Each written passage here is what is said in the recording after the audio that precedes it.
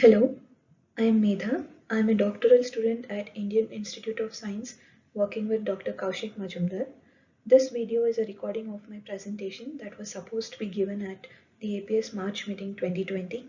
This presentation summarizes how non-radiative energy transfer enhances Raman intensity in layered heterostructure.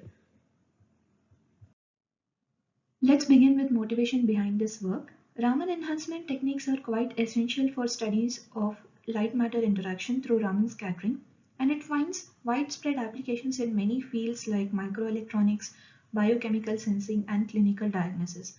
Conventional techniques of Raman enhancement include surface enhanced Raman scattering (SERS), interference enhanced Raman scattering, and tip enhanced Raman scattering. SERS and TERS techniques provide very large and highly localized Raman enhancements.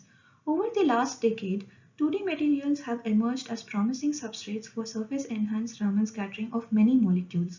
Due to strong charge transfer interaction between the 2D layers and the molecules, very sensitive molecular detection is made possible by large Raman enhancement factors, and their atomically flat surface can reduce the heterogeneity of SERS enhancement factor and can provide a uniform Raman enhancement factor all over the substrate. Raman scattering studies on 2D materials are also essential as Raman modes from 2D layers are useful probes of their various properties like electron-phonon coupling, doping, strain, and interlayer coupling. However, the light matter interaction volume is impeded by the thickness of 2D layers like in the case of a monolayer TMD. So there is a necessity to engineer Raman enhancement mechanism for Raman scattering studies of 2D layers. While there are different mechanisms existing in the literature like plasmonic structures, integrated 2D layers, in this work we try to experiment if one can enhance the Raman scattering in a 2D layer using another 2D layer as a substrate, that is by employing a vertical layered heterostructure which can provide large area and uniform enhancement factors unlike the other existing techniques. For this experiment, we prepare heterostructures of a monolayer transition metal dichalcogenide with multilayer SnSe2 of about thickness of 10 nanometer on SiO2Si substrate by using dry transfer method, and then we perform Raman spectroscopy at room temperature. The first stack is a heterojunction of monolayer tungsten disulfide and 10 nanometer SnSe2, and the other stack is a heterojunction of monolayer molybdenum disulfide and SnSe2. When both of these stacks are excited with 532 nanometer wavelength, Raman intensity of the monolayer TMD on the junction is quenched relative to that of the isolated monolayer TMD on SiO2. This quenching can be caused by charge transfer across the heterojunction. As shown in the band diagrams on the extreme left, both WS2 and MOS2 with SnSe2 form a type 1 junction. 532 nanometer, which is of energy 2.33 eV, excites carriers in the TMD much above the exciton gap. Both the excited electron and hole in the 2D material relaxes to the lower energy state in SnSe2, and as this rate of charge transfer occurs on the scale of sub-picosecond, which is much faster than the time scale of Raman scattering process, which is typically of tens of picoseconds in these materials, the excited carriers probability participating in the Raman scattering is reduced, and thus the Raman intensity is quenched. On the other hand, when we use 633 nanometer excitation wavelength, which is very close to the exciton state of WS2 and MOS2 at room temperature, what we observe is that all the Raman modes of both WS2 and MOS2 get enhanced on the junction by nearly 4 times. If we further closely look at the Raman spectra of WS2 on SnSe2, two Raman modes which are otherwise absent in the isolated monolayer appear on the junction. So what causes this Raman enhancement? To lead a hint for the mechanism, we closely look at the photoluminescence spectra of WS2 SnSe2 and MOS2 SnSe2 junctions. In both cases, PL of monolayer TMD enhances on the junction with 633 nanometer. In our previous work, we showed that such PL enhancement occurs through non-radiative energy transfer from SnSe2 to monolayer TMD. Such mechanism is also found to enhance 2-photon PL along with single photon PL. This energy transfer is enabled by strong spectral overlap across the monolayer TMD and SnSe2, as SnSe2 has a direct band gap around 2 eV. On excitation, the Coulomb interaction between the transition dipoles can result in energy transfer from the donor to the acceptor. In this process, the excited states in the donor relax to the ground state, and the corresponding energy of this transition excites the acceptor. The efficiency of this process depends upon the following key factors. One is the spectral overlap between the donor's emission and the acceptor's absorption, that is satisfied in the combination of monolayer WS2 or monolayer MOS2 with SnSe2. The other factors are the distance between the transition dipoles, their relative orientation, and their oscillator strengths. Correlating these factors to layered heterostructures, one can understand why non-radiative energy transfer can be very efficient in the monolayer TMD SnSe2 stack here. The dipoles of acceptor and donor as closely spaced as the two layers can be interfaced at their closest proximity possible, which is just the van der Waals gap. Because of the confinement of the layer in the z direction, the dipoles are mostly oriented in the plane, which enables momentum conservation. And the strong oscillator strength of monolayer TMD results in efficient PL through energy transfer. The transition diagram here shows how Raman intensity of monolayer TMD enhances on energy transfer from SnSe2 to TMD on resonant excitation. On illumination, most of the light that is unabsorbed by the TMD is absorbed by SnSe2, and its excited energy is transferred to TMD by virtue of strong overlap, and that creates a lot of exciton dipoles at A1s state of TMD, which undergo Raman scattering, and thereby the Raman intensity is enhanced. The graph here shows a comparison of PL and Raman enhancement factors of monolayer MOS2 and SnSe2 at different thickness of SnSe2. PL enhancement factors are much higher than the Raman enhancement factors, as the timescale of radiative recombination in monolayer TMD is much faster than the typical rate of Raman scattering. There is also a strong dependence of SnSe2 thickness on the Raman enhancement factor. To understand the thickness dependence of SnSe2 on Raman enhancement and establish the role of NRET in Raman enhancement, we try to decouple the NRET mechanism from other effects. The Raman intensity can be considered to be proportional to the Raman polarizability and amplitudes of the electric field of incident and scattered light. Out of these, the field amplitudes are majorly affected by interference effects in the stack, while Raman polarizability can be affected by excitation resonance, charge transfer, or energy transfer. First, we adopt a methodology to decouple the NRET mechanism from the interference effects in the stack by comparing the experimental and simulated Raman intensity ratios. To compute the theoretical Raman intensity ratio, due to the effect of interference, we calculate the ratio of incident field and scattered field of the junction to that of the isolated monolayer. For that, we simulate the amplitudes of incident and scattered fields at the surfaces of the stacks of the isolated monolayer and the junction. Incident field amplitudes are calculated by employing transfer matrix method using the structure of stacks as shown here. In these stacks, the presence of monolayer is ignored for these calculations, as interference is not significantly affected by the thickness of monolayer. Amplitudes of scattered light are calculated by placing the dipole on the surface of the stack as a source, and amplitudes of incident and scattered fields are calculated at the same wavelength, as Raman modes of TMD exhibit smaller Raman shifts from the incident wavelength.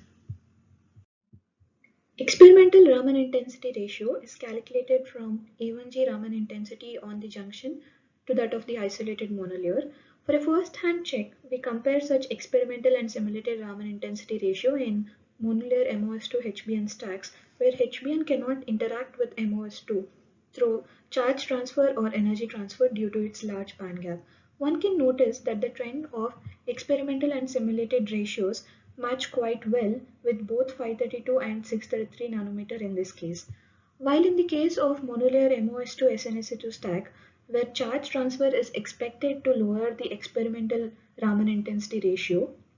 The experimental Raman intensity ratios are always higher than the simulated Raman intensity ratios at any SnSe2 thickness for both 532 and 633 nanometer.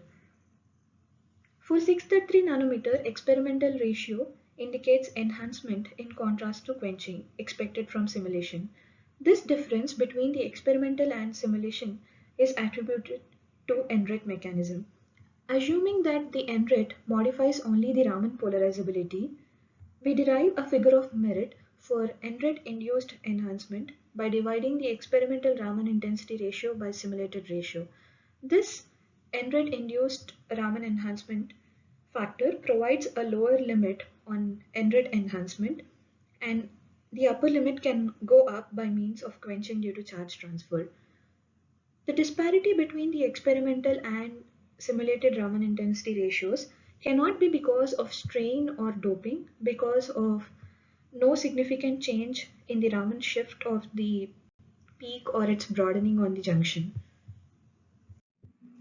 Further, to decouple NRET from charge transfer, a spacer layer of 10 nanometer HPN is introduced between MOS2 and SnSe2 to hinder the charge transfer. By virtue of long-range Coulomb interaction, energy transfer can still persist at this spacing. Even in this case, the experimental ratio is higher than the simulation ratio, indicating the presence of energy transfer. However, due to increased separation, NRET efficiency is reduced, and so the experimental Raman ratio is a little lower than that in MOS2 SnSe2 stack without HPN. These observations and inferences strongly prove the role of NRET in Raman enhancement. As the NRET efficiency is governed by spectral overlap, an experiment is performed to tune the NRET enhancement by changing the spectral overlap by shifting the A1S exciton peak of monolayer WS2 by changing the sample temperature. First, PL and differential reflectance spectroscopy are performed on isolated WS2 to trace the exciton peak position and its resonance with 633 nanometer excitation. The excitation resonance happens around 423 Kelvin. Clearly, we find that the Raman intensity profile of A1G peak of isolated WS2 peaks around the temperature where excitation resonance occurs, as shown by the diamond points in the graph here. An excitation resonance model under the influence of exciton peak broadening excellently renders a fit to the experimental data. In the excitation resonance model, the exciton position, broadening of the exciton peak, the A1G peak position are taken from the experimental data, and the lambda, the electron phonon coupling constant, and the matrix elements of A1S transition are used as fitting constants. On the other hand, the A1G Raman intensity profile of WS2 on the junction does not exhibit a similar trend as that of isolated monolayer, as seen from the green dots in the figure here. The experimental Raman intensity ratio peaks around room temperature where spectral overlap is maximum. To understand this variation, the temperature is divided into 4 regions, T1, T2, T3 and T4 as shown here, and corresponding spectral overlap between the WS2 and SnSe2 is depicted at every temperature range. The SnSe2 variation is assumed to be minimum due to its broad peak. At T1, where WS2 peak is higher than SnSe2, the spectral overlap is minimum. So the strength of the NRET, which is denoted by V1 at T1, is lower. At T2, the overlap becomes stronger and V2 becomes greater than V1. At T3, though WS2 is in excitation resonance with 633 nanometer, the spectral overlap is still weaker between SnSe2 and WS2, and hence the Raman intensity is not as strong as that at T2. At T4, as WS2 moves further to lower energy and spectral overlap degrades, and it reduces the Raman intensity. To capture this trend, theoretically, we adopt a model for calculating Raman polarizability affected by energy transfer. Fitting this square of amplitude of Raman polarizability ratio, we extract a parameter V which indicates the strength of NRET, and it clearly matches with the trend of variation of NRET Raman enhancement. That proves that the Raman enhancement modulation is brought out through spectral overlap tuning, which modulates the NRET efficiency. This experimental work is first demonstration of energy transfer based Raman enhancement in layered heterostructures, and also such mechanism is not demonstrated in any other material system till date. So through this work, we were able to demonstrate energy transfer based Raman enhancement, harnessing the strong efficiency of non-radiative energy transfer in layered heterostructures.